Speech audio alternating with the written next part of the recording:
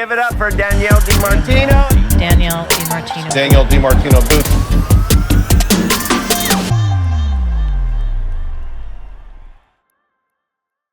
Folks, Jay Powell taking questions. I want to jump in here for a moment, bring back Danielle DiMartino Booth and Gabriela Santos. I would say maybe 70% of the questions were sort of goading or attempting to go Powell versus Trump policies. The very first question out the gate, we got a question on DEI. I can't believe it. Of course, it looked like that kind of pissed them off a little bit. And then the last question we were just listening to, independence of politics. So I thought this would be a good time to chime in and see, Danielle, the statement.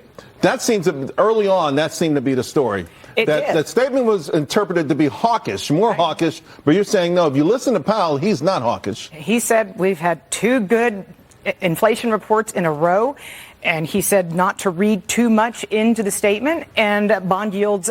But he knows we're going to read into the statement. The Fed knows we're going to read. The Fed knows that. The Fed may know that we're going to read into the statement, but Charles, every single word in the statement that is changed can take 1 or 2 hours in the meeting. Every single word, which means he has to find a consensus. They provide them with 3 or 4 different statement options, and this whole committee has to decide on what every single word is going to say. But he just talked down the statement itself with his own views.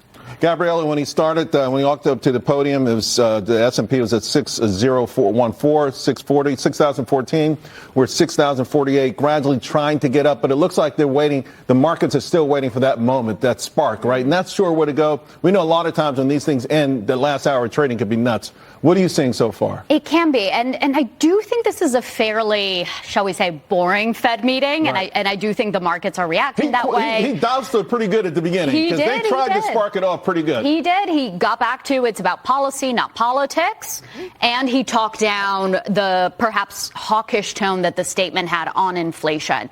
He went even further, being pretty dovish on inflation. The labor market is not a source of inflation pressure. He said long-run inflation expectations are well anchored, yet there are clearly different views within the committee around inflation. So on a scale of 1 to 5, is March back on the table, Gabriella, in your mind? I do not think so, because 0. I think Powell is telling us they're reactive to policy, and April 1st is an important deadline for a review of trade policy. We might get more tariff information, which clearly members of the committee are very keen on watching. You think it might be in play now? I do. Yeah. I still think March is in play, and I think that he is going to truly be data dependent as opposed to being swayed by politics, which he said about 30 different ways.